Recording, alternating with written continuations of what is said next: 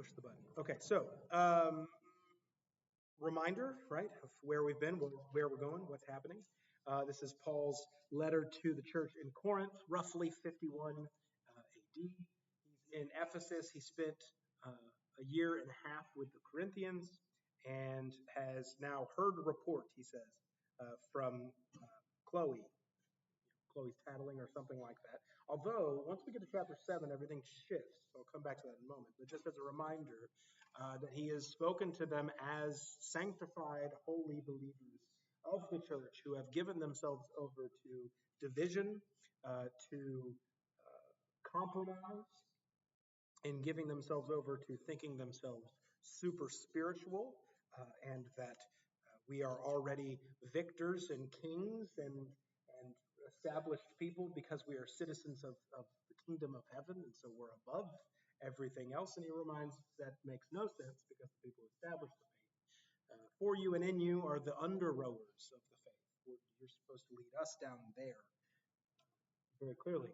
And he begins to get specifically into the issues, particularly of sexual immorality and the call of purity, and the way in which chapter 6 was how our understanding of what will be, our eschatology, the end things, and what God is ultimately bringing things together toward, shapes so much of our day-to-day life, because we recognize that our body is the temple of Christ, and that if I give myself over to sin, I'm giving Christ himself over to sin.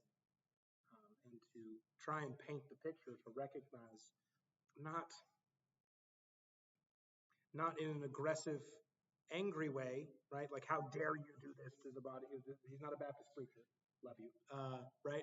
Rather, because he says, I do this in in chapter 4, right, 14. I do not write these things to make you ashamed, but to admonish you as my beloved children, right? Jacob messes up, does something. I want him to understand the consequences that come from his own actions. Sometimes experience we have to hold our own consequences in order to make the point. But oftentimes, the dumb things I do bear their own consequences.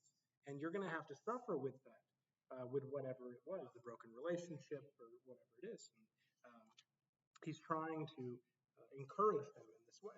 And so recognize that you are the temple of God, right? And all of those y'alls in chapter 6, verse 19 and 20, right? Y'all's body is the temple of the Holy Spirit within y'all, whom y'all have from God, right? That there is still this unity that's behind it all. And we kind of flew through it. I know this was 3 weeks ago, but we kind of flew through it. That last part of 6, starting in 12, is him quoting what they say and then responding to it. And I think it's a really important thing. If ever there was a place to write in your Bible, it's probably there, because a lot of publications just don't put it in there, or, in my humble opinion, put it in the wrong place. And so in chapter 7, we got introduced the very first time that he says, now concerning this. We'll see it again at the the second half of 7. We'll see it again at the beginning of chapter 8. And we'll see it again in chapter 12.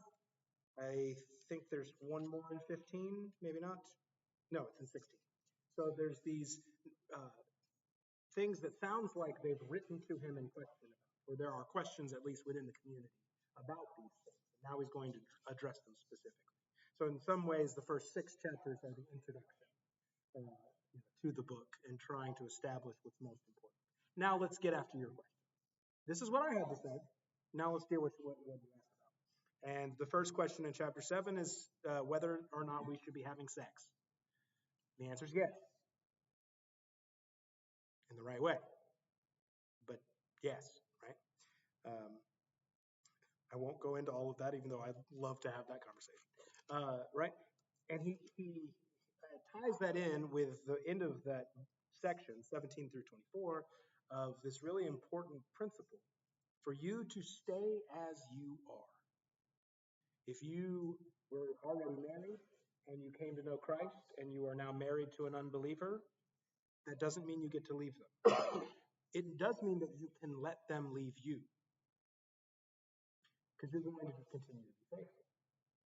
But there's this incredible mystery that he suggests is true, that the sanctification of the husband is the sanctification of the wife. That my faith is itself collateral for her salvation, and vice versa. And so is true with our children. That I don't have to worry about whether or not my kids know Jesus, because I am so in love and in relationship with Jesus that I consider my faith their own. Right? This is one of the arguments for infant baptism, or at least the central argument I usually make when making that argument. We talked about that in confirmation. But of course, the scathing aspect of this as well is if you were a slave when you found Christ. Stay a slave. Yes, you are free. And yet you will submit to your master in the right ways, because that's where you are. Stay as you are. Now, if you can buy your freedom, he says, do that. But it needs to be legitimate. Right? Because what we do reflects our faith and our relationship with the Lord. And then the second question is even more still dealing with sex. It is concerning the betrothed. And that word kind of sucks, because what does that mean? It sounds like he's speaking about those who are engaged. And that very well may be true, right? And here is another aspect of chapter 7 that you got to wrestle with, which is, I shouldn't say necessarily that you have to wrestle with. People will interpret the verse wrong, because he goes back and forth of saying, this is what the Lord has said, or this isn't what the Lord has said, this is what I say. And that is not to say that what Paul says is less authoritative or less meaningful or spiritual true than what Christ has said. One came straight from his mouth. The other came straight through his apostle.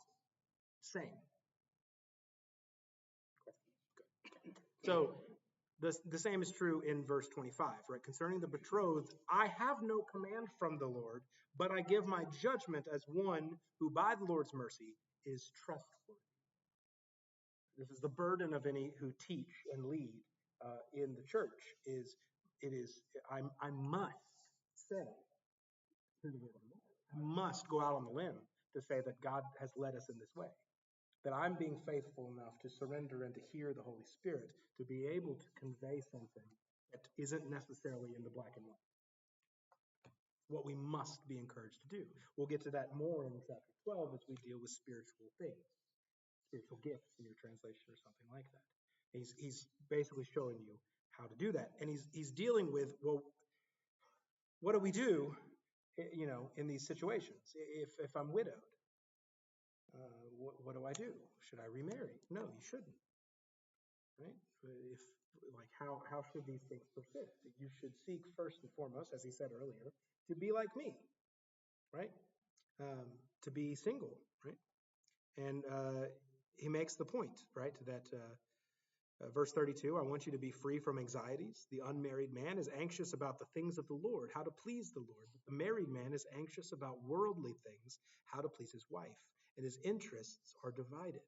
And the unmarried or betrothed woman is anxious about the things of the Lord, how to be holy in body and spirit. But the married woman is anxious about worldly things, how to please her husband.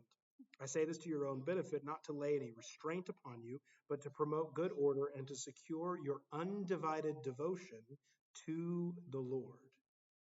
That it would be undivided. That must be our purpose, right? This was a point in the sermon when I preached through this of the word being solicitude, which is it's a big word, not one we use very much, right?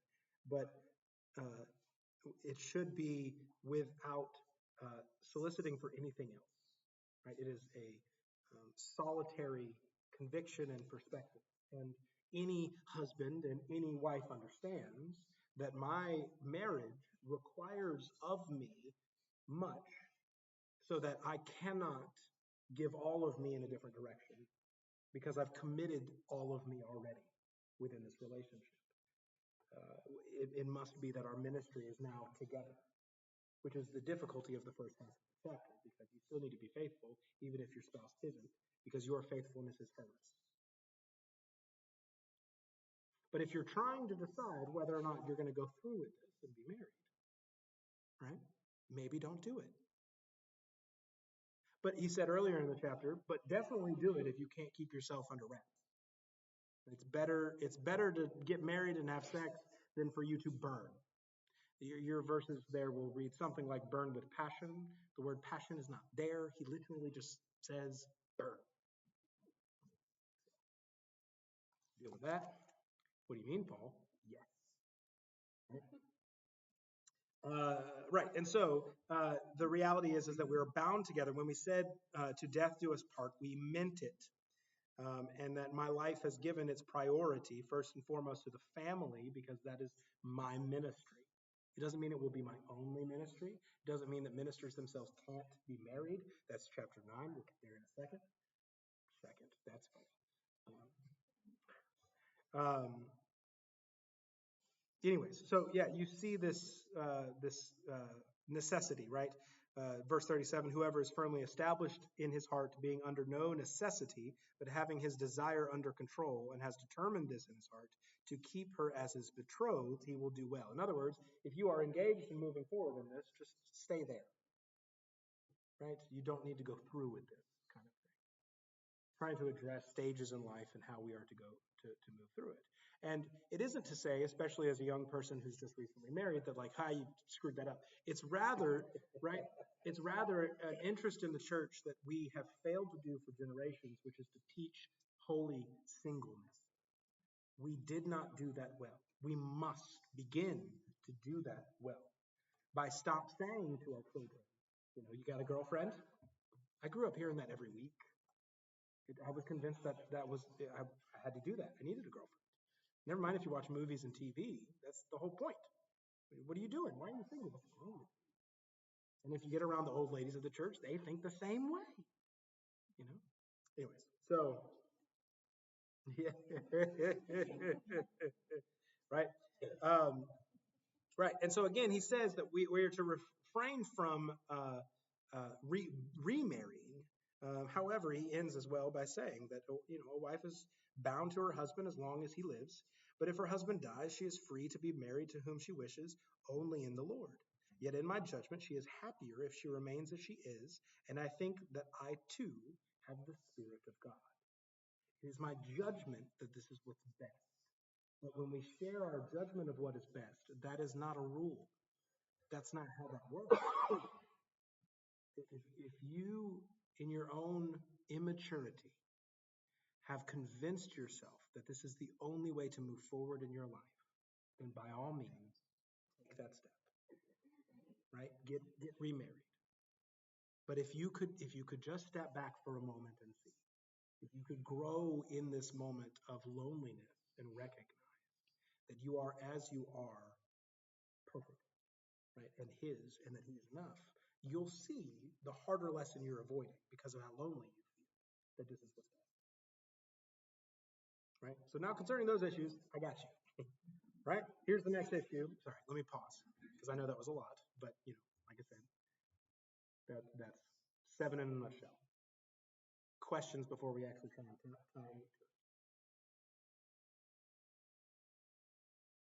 Too many? Got it. All right, chapter 8. Now concerning food offered to idols, we know that all of us possess knowledge. This knowledge puffs up, but love builds up. If anyone imagines that he knows something, he does not yet know as he ought to know. But if anyone loves God, he is known by God. Therefore, as to eating of food offered to idols, we know that an idol has no real existence, and that there is no God but one. For although there may be so called gods in heaven or on earth, as indeed there are many gods and many lords, yet for us there is one God, the Father, from whom all things and for whom we exist, and one Lord, Jesus Christ, through whom are all things and through whom we exist.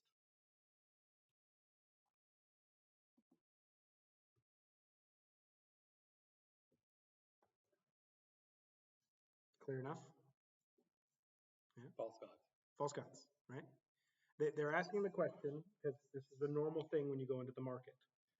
There's the steak you can get that's just steak, and then there's the discounted steak that everybody can afford that went through the sacrificial process in whatever temple they're talking about. And so, as a Christian who recognizes that that worship is not of anything pure, holy, or appropriate, can I eat that meat? And Paul says, well, yeah. It's not like it's crawling with demons that are waiting to jump down your throat when you eat it. Like, that'd be weird. Right? Christ is the victor. There is only one God. We have no fear of these people, fear of these demons, or whatever kind of spiritual reality you want to think is happening in the midst of this eating. Notice first the principle at the beginning of the chapter. Right? First is their question, right, about food offered to idols. And it seems that he's, again, quoting them. Like, yes, we agree. All of us possess knowledge. But there's a distinction that needs to be made. That knowledge, it just puffs us up. It blows us up like a balloon full of hot air. Makes us proud and big-headed. But love builds us up. What knowledge is he talking about? Mm-hmm. Because like the first one is lowercase only, then the second one is uppercase. Why is the second one simply uppercase because it's the beginning of the chapter or the beginning of a quote? Okay. I assume, because I don't know there's a good reason to capitalize in terms of what knowledge they're talking about. Never mind, it's the beginning of the sentence. Okay. No, that's, yeah, I'm here to help. When did you come out with a redneck Bible? I have the y'all version. That's right. Yes, that would make sense. His just starts the next sentence with that, so capital. Yeah. So this is just knowledge and understanding, right? And so when we talk about, for instance, food sacrificed to idols, do we know enough? Do we have a spiritual knowledge similar to what we read in chapter 2 of them being, oh, look at you, you know everything, don't you? Right? But he says, but I came to you with only Christ and him crucified, not with elaborate things, not leading into these deep, wonderful spiritual mysteries. Though we do that with the wise, right? You're getting ahead of yourself. Think more of yourself than you should, because that's what knowledge does. If you've ever met a person who has the charts, right, and has all of the Bible studies that they've read and all of the things, and they can point how this verse goes with this verse and this verse goes with this verse, right? And as they begin to unravel the mysteries of Scripture because of the knowledge that they have, if you'll just pay attention, you'll recognize the pride that's actually spewing out of that person in what they're teaching you. Right? Mm-hmm. This is what knowledge does. And if I just have knowledge of even, I have a master's degree in this stuff, right? I've studied a good bit. I know some stuff, right? But if you can think about it as we jump to chapter 13 in the chapter of love, right? If I have all of these things and have not love, then I'm a noisy gong and a clanging cymbal, right? Please shut up. It's knowledge itself. All it does is give me a big head. It's love that actually builds up. And so he's correcting them very quickly to say, I'm not saying knowledge is bad, but I am saying that love must be the ultimate goal. We could really say that that's the whole point of this book in some way. And the reason that it is because if I love God, then I'm known by God. Really pointing out the fact that, which is more important, for you to know God or for you to be known by God? Is there a difference between the two? Yes. Absolutely. Absolutely. Look at friendship. Yeah, there are, even when I think about the professors that I meet at Indian Springs, I've had conversations with all of them. There's a guy coming back this summer, John Oswald, brilliant mind, literally wrote the book on Isaiah. I know John. I promise you, when he sees me, he will have no idea who I am. And so if I'm to boast to you about, I know John Oswald, right? No, I don't. No, I don't.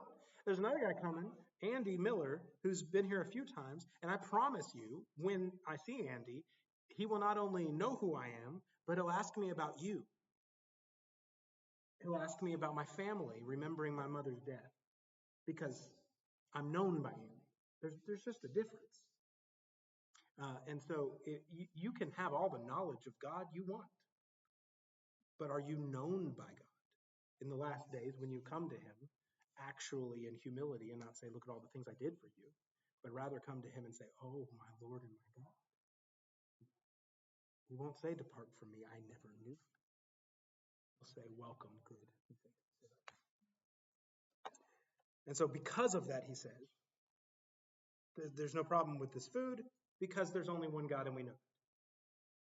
Right? And that verse for me is one of my central Trinitarian verses that I go to, because when I talk about the Trinity, which is hard to talk about and hard to make sense in your head, sometimes the easiest way to talk about it is if I'm known by that God, it means I have a relationship with this God.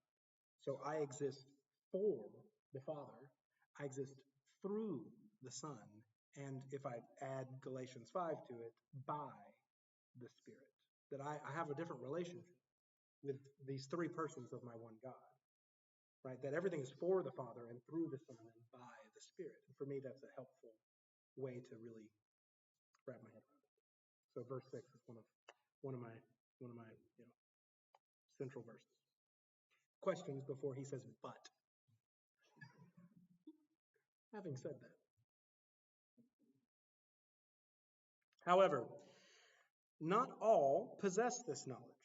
But some, through former association with idols, eat food as really offered to an idol, and their conscience, being weak, is defiled. Food will not commend us to God. We are no worse off if we do not eat, and no better off if we do. But take care that this right of yours does not somehow become a stumbling block to the weak. We all have knowledge. Sure we do. Absolutely. God's given us, revealed himself, and we know these things. But love is what's most important. And the reality is not all of us actually have this knowledge.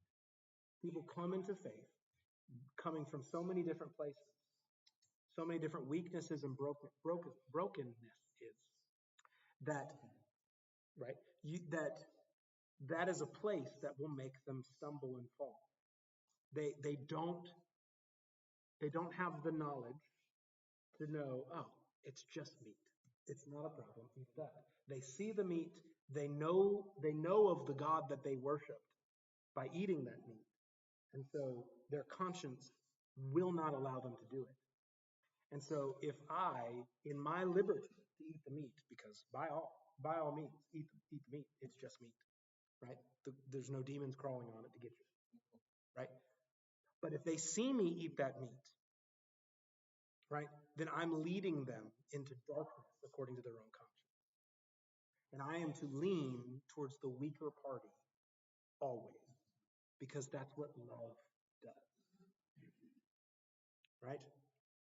Verse 9 is really important because we as Americans, we really, really, really like our rights. I have the right to something. We the people. Right. Right. And Paul essentially says that's true. You do have the right. However, when you act on, I have the right to do this, you are not loving people.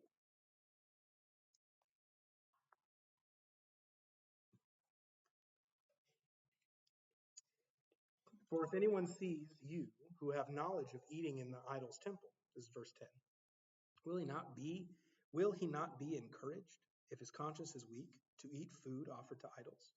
And so by your knowledge, this weak person is destroyed, the brother for whom Jesus died. Thus, sinning against your brother and wounding their conscience when it is weak, you sin against Christ. Therefore, if food makes my brother stumble, I will never eat meat, lest I make my brother stumble.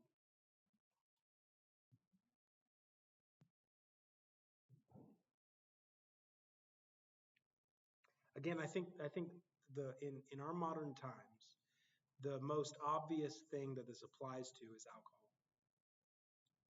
You have every right to drink alcohol. It is not a sin to drink alcohol. And So many people in our society and in our culture and in our world today have been so hurt, so abused, so darkened in the world of alcohol.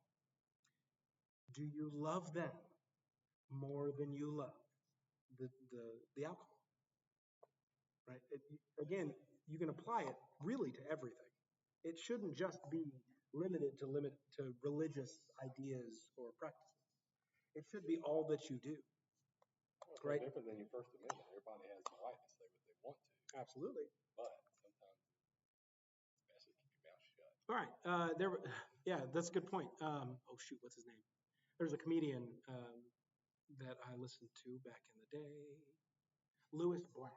It doesn't matter if you don't know who that is, but he had a bit talking about the fact that there's no such thing as bad words, and he's not wrong. Like they're just words.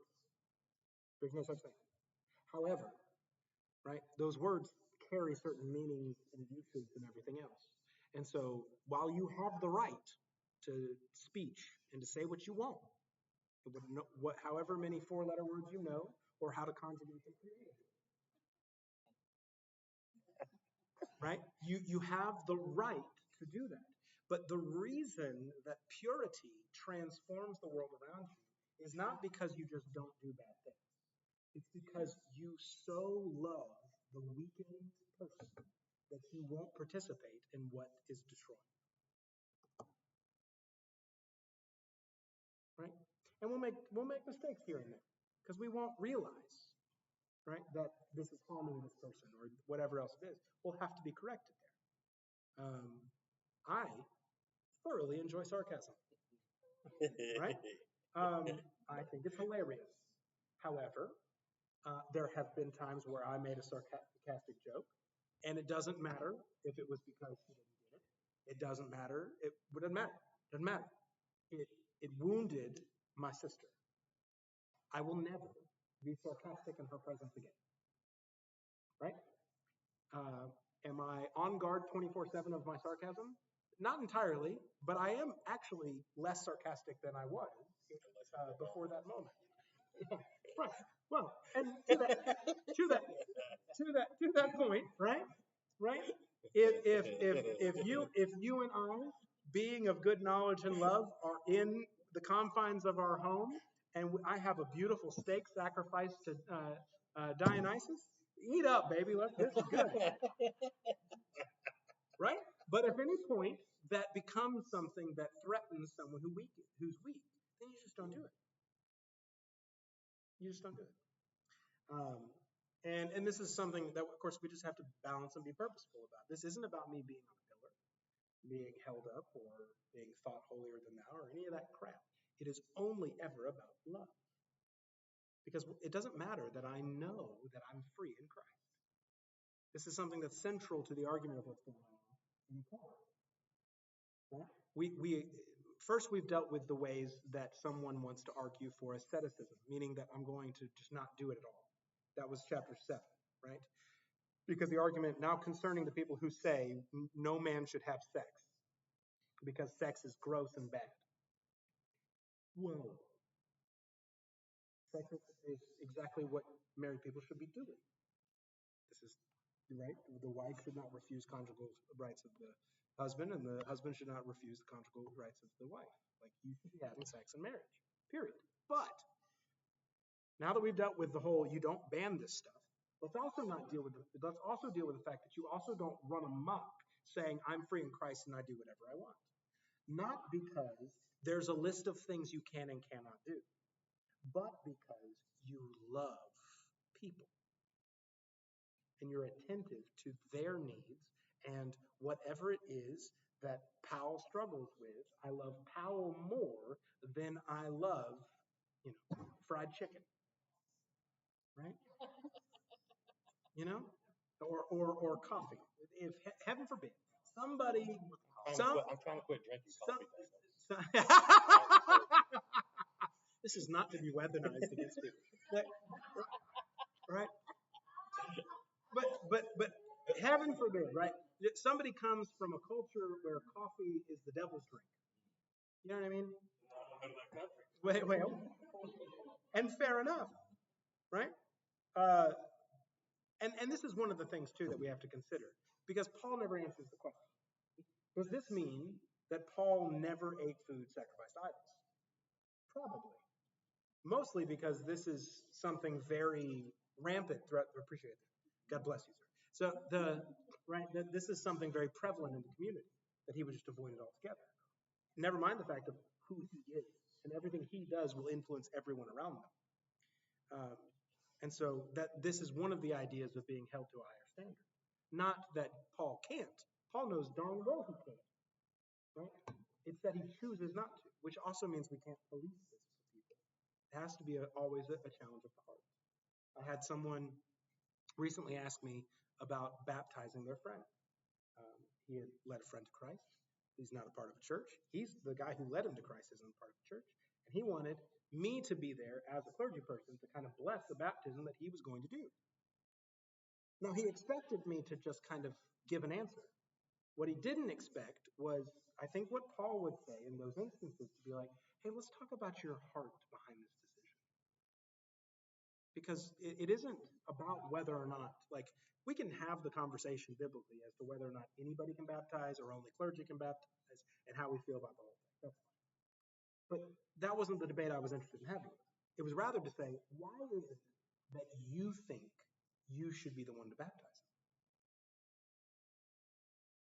How are you actually leading this man further into Christ and into a community of faith?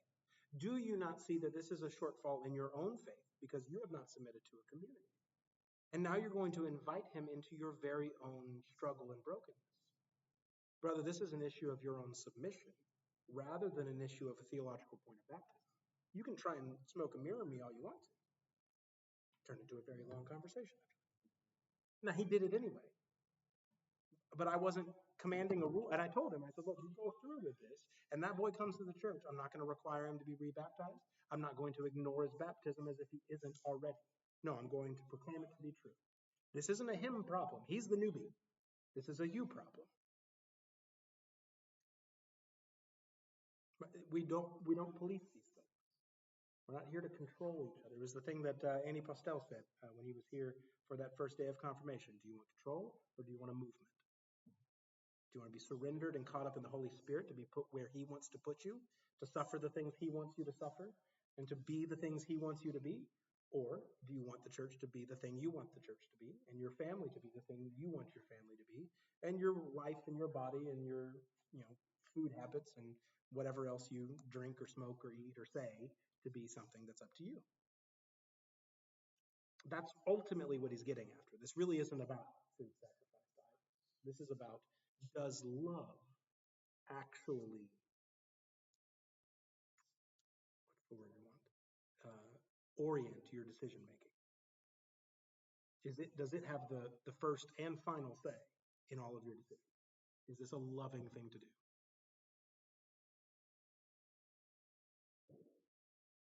Because he pushes this on further in chapter 9. They go together. I ran out of text. No one's asking questions. Here we go. Am I not free? Am I not an apostle? I mean, I have plenty of thoughts. Great. I didn't realize we were at that point yet. Yes. No, go ahead. I love Paul. But to an extent, this just seems absurd. Okay. Because I can definitely understand, and I'm not saying he is absurd. I know. I mean, I can understand, if you're, with someone for a very short period of time, and you don't have rapport with them, or something like that, then I understand behaving in this way. Yes. But at what point does their weakness prevent us from encouraging them to grow by revealing truth? Sure. No. So if you love someone, wouldn't you want to do that? Absolutely. For them to grow. Right, exactly. Yes. I think his interest is more about your motivation, right, than necessarily what you're going to do. Do I want this man to grow so that we can have a beer? Or am I simply just giving up this to love him that he may grow And if I never have a beer again, great, because I love this man anyway. Now, does that mean that the weak man should always be weak and without knowledge? No, of course not. They should grow in that knowledge fully and understand it completely. We should have mature conversations about all the things that we are limiting in and of ourselves. But you also won't necessarily live a life with only a few people, right? There will always be new people coming to Christ and coming into the church and everything else. And so you'll always have this blend of relationships of those who are growing, of those who are discipling you in their maturity, of those who are brand new and fletchlings in the faith, that I'm still going to bend to their weakness, just as those who are growing need to follow my example in bending to their weakness, even though they're no longer as weak. Just like those who are most mature will, if that's true, will be the ones who bend to the weak. So the the challenge is for us to not see loving the weak as in any way, shape, or form a limitation. Does that make sense? But you are right, because I shouldn't do it to say, okay, well, we'll just be the people who say alcohol's bad and we should never and can never drink. No, that's not teaching anybody or growing anybody in any kind of way. Right? We still need to have the conversations to recognize that the victory of Christ is so complete that if you went and ate that steak down the road that was dedicated to Apollo, great, high in protein. It's that simple. But that doesn't mean we should go prove the point now. Does that make sense? Because it's a point of their conscience. And so it's less about a model of church growth or discipleship. It's more about a conviction of the heart of each and every one of us as to why we make some of the decisions we make. Is that fair? Yeah, that's fair. Yeah. Cause I said,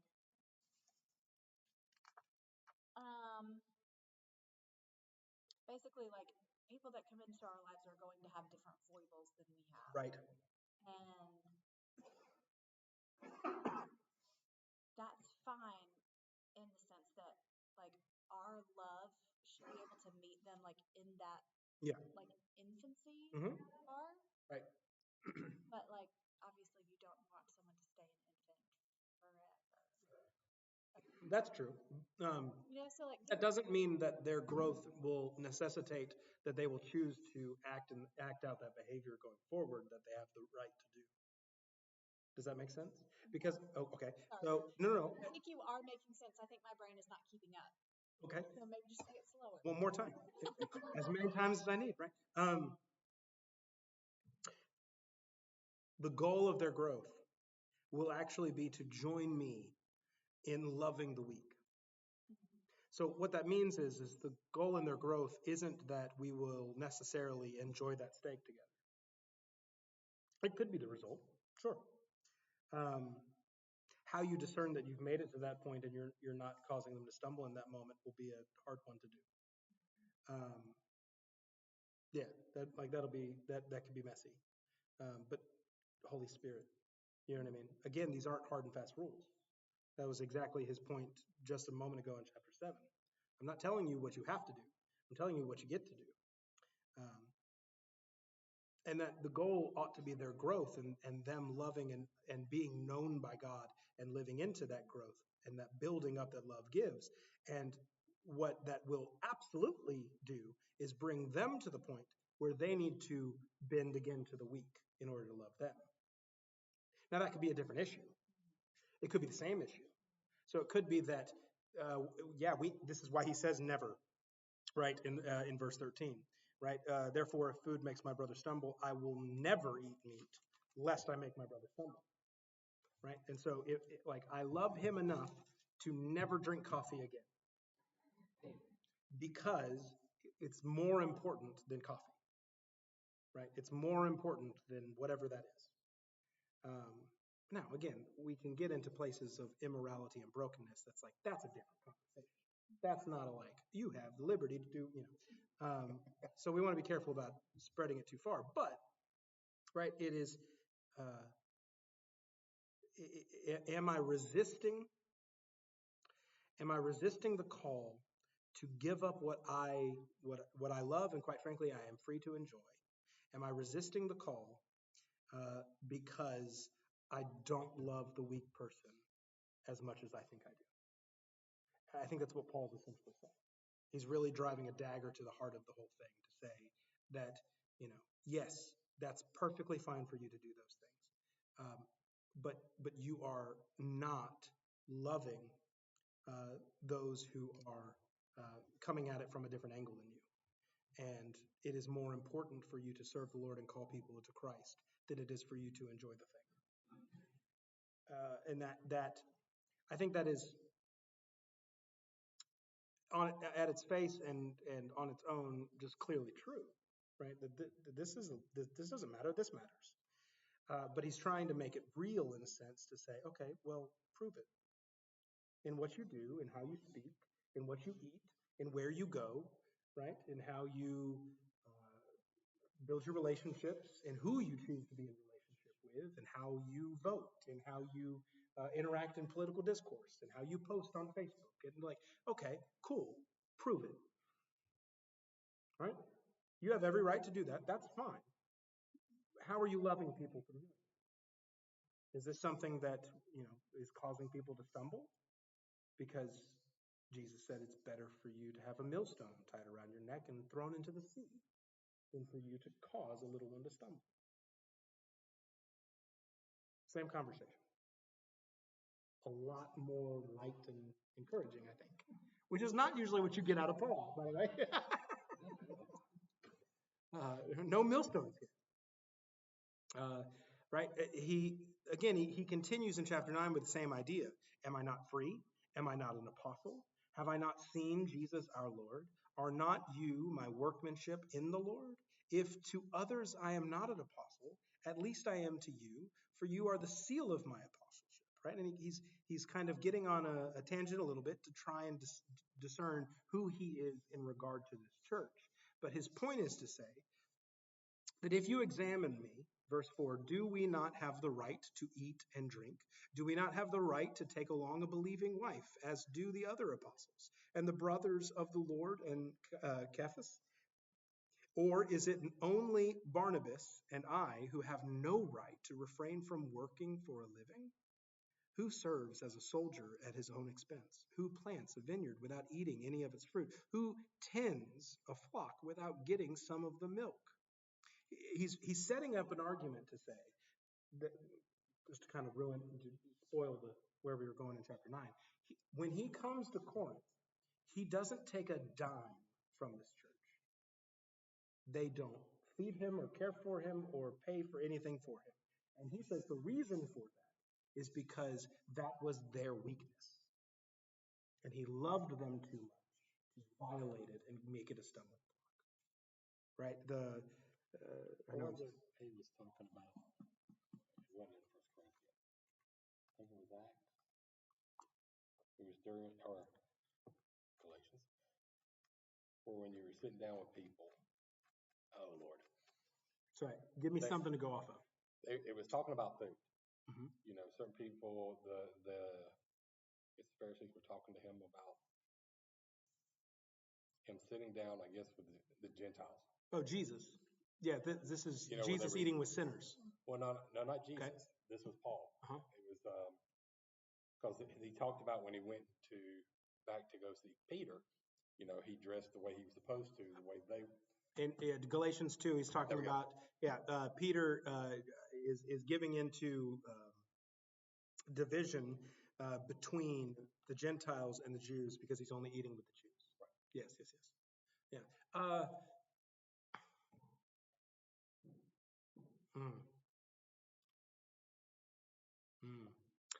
Okay. That's interesting. No. I think this is perfectly relevant. Because when you're in, I'm just trying to frame my sentence correct. Because I think Peter could have tried to make the argument. I'm not saying that he did, but he could have tried to make the argument, which is to say that our Jewish brothers are hung up on their, lifelong division of never eating with Gentiles. And so that means that eating with Gentiles becomes a hang-up for them we could even maybe say a weakness for them because of their other convictions to not eat with Gentiles. However, that isn't a weakness of faith. That is a remnant of flesh, and it needs to be done away with because their refusal to eat with Gentiles is not a immaturity, right? It's a rebellion. That's what Galatians is getting after. And so but that's helpful, I think, because it's very different. It's not. It's like the other side of a coin almost. It feels very related because, well, that's a hang up for me. That's a problem for me, right? Preacher, I can't go with you there, right? I've had plenty of those conversations about like, that's one step too far. No, it's not, right? I've had people say that, sit down with me and be like, well, suffering's not a part of the Christian life, right? And what he's saying is like, I'll go this far, but I won't go that far. It's not an option, sir. It's all the way. That's not a weakness of faith.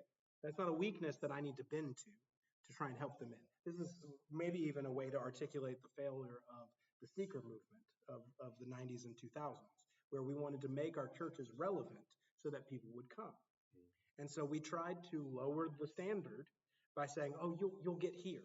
And if I get you here, then I'll be able to get you, we'll go from there. We'll take steps. But that's not how regeneration works. You're all in. Jesus is either Lord of all or not at all, right? Whole thing.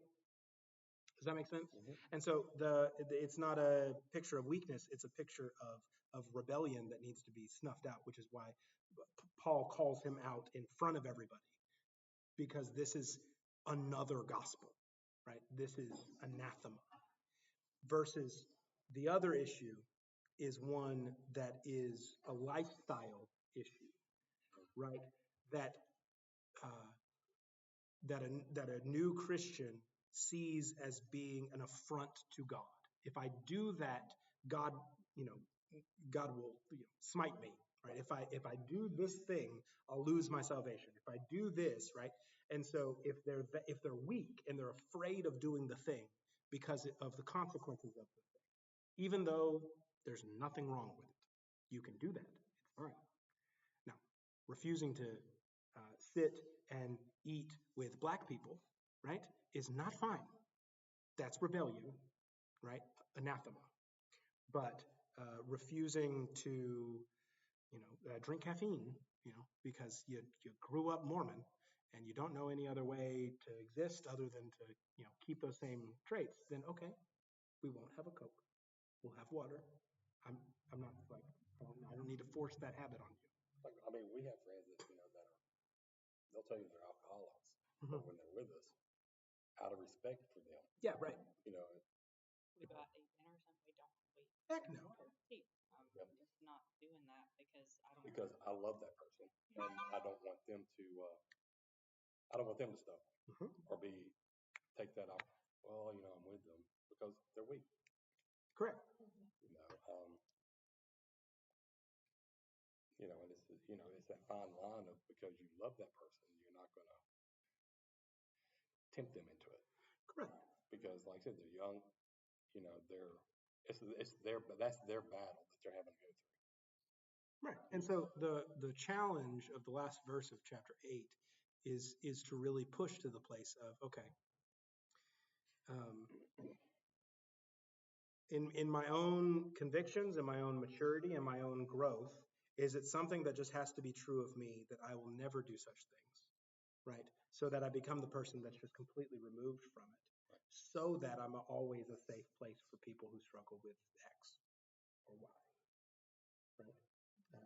Right. It's a balance as well, because it may very well be true that Jess and I having a glass of wine at the house is not going to offend or hurt or threaten anybody's relationship or understanding and everything else. But what's the likelihood of me running into somebody as I'm buying the wine?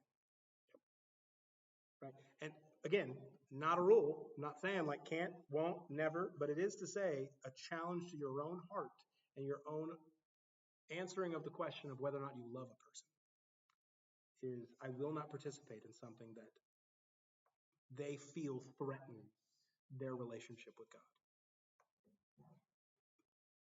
It is something that for us to continue to work on and to think about.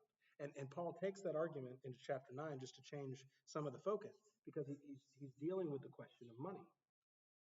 I didn't take a dime from you because you're weak to that. Right? Second half of verse 12 in chapter 9, right? We have not made use of this right, but we endure anything rather than put an obstacle in the way of the gospel of Christ. You pay me, taking care of me, of my needs and everything else. Paul recognizes would have become an obstacle to your faith. Right? Because some, more than I necessarily understand, right? You are the people who would have just paid the pastor to do the ministry that you refused. Tough. You don't pay me. Get to work. You know what I mean? Right? Oh, I'm sorry. You didn't like the teaching? Great. You can't fire me. You didn't hire me.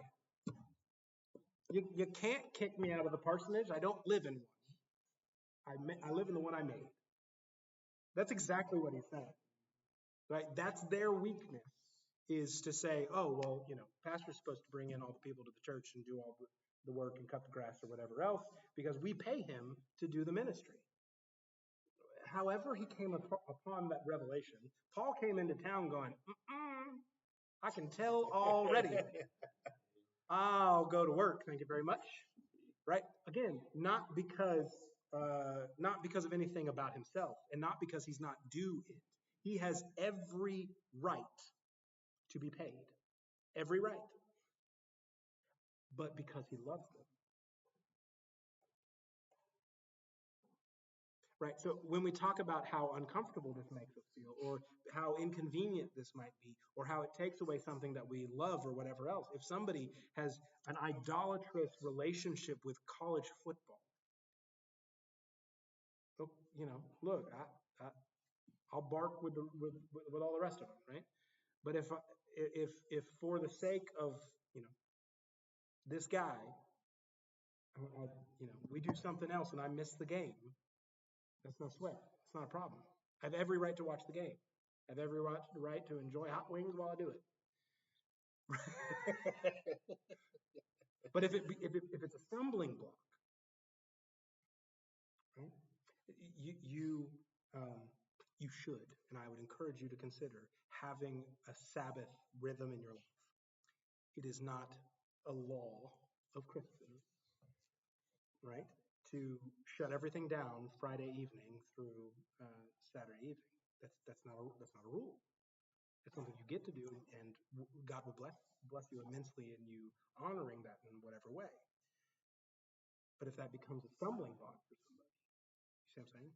Because there's a weakness that, like, all right, we got to teach you out of this one because you're going to be legalistic or you're going to be a Torahist or whatever in the world those people are called, right? There's so many flavors now, which is just heretical, right? Undermines the grace of God.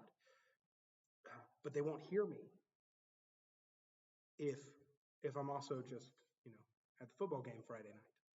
It's just like, well, you don't even know the goodness of this. Well, okay, that's fair. Am I becoming a stumbling block? Like these are the ways that our life becomes governed by love. Even to the point of, I love you so much that I will be homeless and get by through making tents so as to not make you stumble as I establish you in faith. So again, whatever inconvenience it might be not to eat meat sacrificed to idols, it's much more of an inconvenience to not be paid by the people who you are ministering to for a year and a half.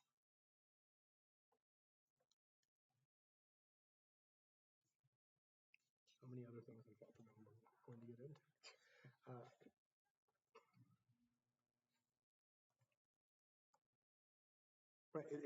The same issue of stay as you are. If you're a slave, then be a faithful Christian slave. Huh? Were Christians abolitionists? Yes. Yes, they were. And we still are. It's bad. Stop treating people that way. right? And we can still have modern versions of slavery that we call something else. Stop treating people. And as you're being abused by your state or by your boss or whatever else, stay as you are. That was already hard enough. Now let's deal with marriage. Oh God, help me. Right? A woman who is a widow in this culture stands no chance. No hard, fast rule, honey. Get remarried. However, I'm telling you what's actually best for you, right, is to stay unmarried. What do you mean? I won't be able to provide for you. No, you have to entirely depend on the church.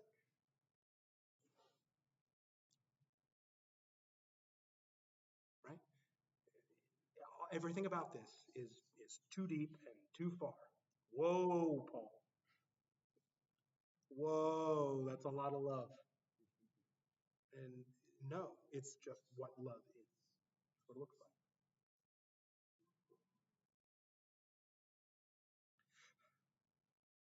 So, what's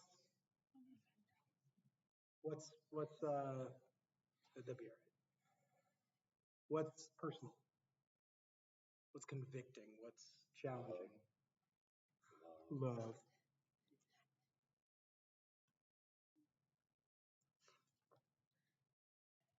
I thought about this actually a lot because in other parts of the world they have a very different relationship with alcohol than we do in America.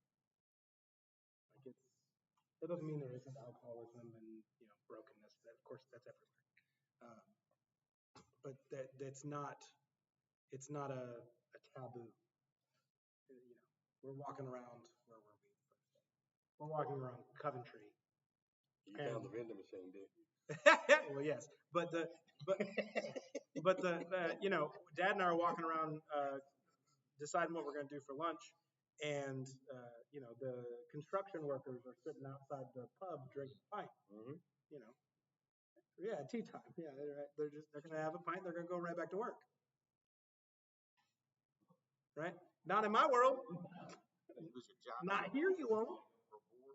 Right, that's exactly right. In the building, right? I am almost willing to bet that most of the buildings in Europe were built by drunk people, and they're better and older than ours. So something to think about. Maybe that's what we're doing wrong. But no. But yeah, but we are in a place and a time where we are, right? And the different places that we live may have different weaknesses and different struggles and different contexts and all of those things. And this is the challenge for Paul especially, is he's got to actually change those as he goes. That's where the rest of chapter 9 goes. So anyway, I thought of that a lot, just because alcohol was everywhere for the last 2 weeks.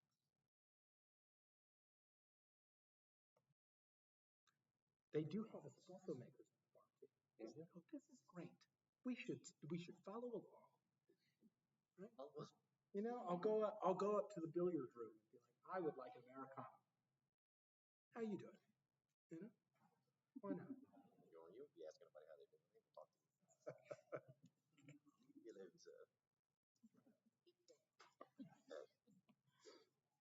I had great conversations with people. Actually, Irish people were the people I talked to the most. You're also chatty is the word. Stories for other people. With what we've read, what are we called to do this week? What are you called to do this week? Love your neighbor as yourself. Mm-hmm. Love the week. Yeah. Don't judge them for their lack of knowledge. Meet them in it. It's I think a very different orientation of life than we're. Yeah, I mean, it's a call to discipleship in some ways, to pick up a person Hmm? and pick up the people you meet. Right. And why you can, where you're at. Like focus on our own weaknesses. Mm. Someone else, not just about others, but about ourselves. Good point. Bringing an awareness to it. Like, think outside yourself. Mm-hmm. it's a fair point because I can be so absorbed with my own weaknesses and just have singular focus on the things I need to be better at. And I'm not even then aware of other people. What's his name? I feel like it's Bobby something. The guy who wrote the Blue Book for AA, right? The guy who started Alcoholics Anonymous was an alcoholic. And so he started this 12-step program with other people. And the story goes that he's gathering these men together. They're kind of fashioning themselves around these steps. And after however many months it's been, he goes to his wife in frustration. It's just like these boys just won't stay sober. They can't do it. And she says, well, but did you notice you've been sober the entire time? There's something about living outside yourself, loving others this way, serving others entirely, that now that you're not focused on all the crap that you suck at and that you struggle with and that you're obsessed with and whatever else, if you'll just focus on loving other people, you can't do anything about that stuff anyway, right? God's the only one who can do anything about that. So if you'll actually just let that junk go, let yourself go and serve other people, God will take care of that through you, right? And this is why step 12 is what step 12 is, right? Because as you go through the 12-step program you come to the end, your whole 12th step is to go lead people in this very thing that you yourself were led through. Because in AA, it's just because it keeps you sober. In CR, it's because it's the Great Commission and exactly what faith does. It multiplies. And anything that, if we're not multiplying, then we ourselves become dead. Right? Because it's what faith does. And you're not working now. So now you have a dead faith. So yeah, I think that's right. It is getting outside yourself is very important. For me, it's been one of the biggest benefits of marriage and parenthood is because I had no option than to get out of myself. It's like, oh, well, I have people that depend on me for everything.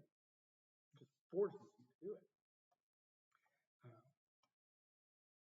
And again, ministry, life in the church, it will do the same to you. It's not an option. It's the inevitable reality of you no longer being weak. Because this ain't about you. And that's one of my favorite things about what Jesus says about those who seek to save their lives will lose it. For those who lose it will save it. Right? It's this tongue twister or brain teaser about like, this isn't about you until you realize that it's not about you, and then it actually becomes everything that you needed it to be. Right? And this is what love is, which is why our world has it backwards. Because the whole argument of love is like, well, this is all about me and what I enjoy and what I want, and me getting what I want is love. The heck it is.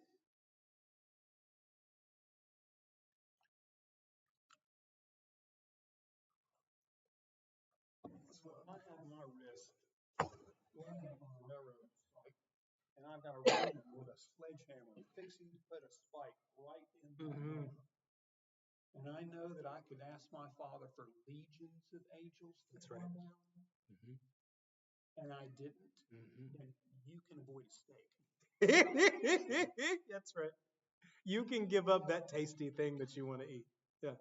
Or whatever else. Yeah, right. Your brother can't. Exactly. That you have full rights to do. Yeah. And the other thing that kept sticking with me the entire time you were speaking is Jesus speaking, I bought you with a price. You're my slave. That's right. You're mine. You don't belong to you. P.S. You don't have any rights anymore. Exactly right. Right? I'm no longer my own. I am yours. It's the covenant prayer that we prayed before I ran off to England. Right? Put me to doing, put me to nothing. Right? times when I was teaching where I'm like, oh no, I have rights and I'm fixing to do something. Absolutely. I can think of very recent circumstances that. Fall back. No, you don't. Yep. Eat it. Well, this goes right back to where we were earlier, right? In terms of chapter, oh Lord, have mercy, 6, right? Is it not better for you to simply be defrauded than for you to use the means that are available to you to get justice? Isn't it better, right, for you to just simply suffer because it reveals something that you're not here to defend or protect yourself? Yeah, right? My insides would be just, and Mhm. the Lord's like, wait, hold on a minute, wait, stop. Sucks a lot. I belong to you. What are you doing? Yeah, we'll see it on Sunday when Jesus is brought before the council and before Pilate. He doesn't defend himself. He doesn't exert any rights that he has in front of Pilate. He has none, but in front of the council, he has plenty. And he could have simply just said, "This is wrong, and you know it for these reasons," and he would have been right. He would have been right, but he would have been unfaithful. Yep. So I have one other question I've been mulling over for weeks. Powell, you or Alex can answer this one. The Apostles' Creed and the Nicene Creed. Of all the humans that you had to say he suffered under, why did we pick Jesus? Why did we pick Pontius Pilate? Because it was because of the exertion of the Roman Empire to actually crucify him. Judas betrayed him. He didn't crucify him. But we pick one human of all the human beings. Mm-hmm. One. Yeah, he's the only one that is in there. For me, I think it is a tie to the reality of this world. Does that make sense? One, we might say, is because he is a viably provable. I'm not too worried about the historicity of Jesus, but Pontius Pilate proves a lot of things about Jesus in terms of history. And so, like, it's a moment that we can point to be like, no, this really happened, right? But I don't think that's the reason it's in the book. I would say it's more so a point to show that this authority from God, right, was enacted through, because this is what Jesus says to Pontius Pilate, right? Because he says, I hold in my hand your life. I have the authority to let you go or to crucify you. And Jesus says, you only have that authority because my Father in heaven gave it to you. I always see it as a position of the Roman God versus Jesus and the inversion in the world, and it's the perfect world. That is easily the best question I've ever been asked about the Apostles' Creed. I don't think I've never been asked that question. I don't know that I've ever thought that. Yeah. Creed Apostle. What's the deal with Pontius Pilate? Yeah. A whole bunch of other humans that could be thrown in there too with their names. Yeah. Why do we focus on him? I think it's because human authority and power are really what's exerted through Pontius Pilate. He's the vector of the Romans. Yeah. The entire strength of the Roman. He represents all that is power and greed and human authority. Yeah. Oh yeah. Sure. So, yeah. Yeah, exactly. Should have listened to your wife, bro. Right, but Say it again. Right. Well, also, Pontius Pilate really mirrors in at least one way who Pharaoh is, right? Because they are enacting the will of God. It's the reason I use the language of I don't want to be used by God. I want to partner with God. Pharaoh was used by God. Pontius Pilate was used by God. Right? Judas was used by God. No. I want to partner with God. I think it's a very important distinction to be made. Yeah. But that is a great question.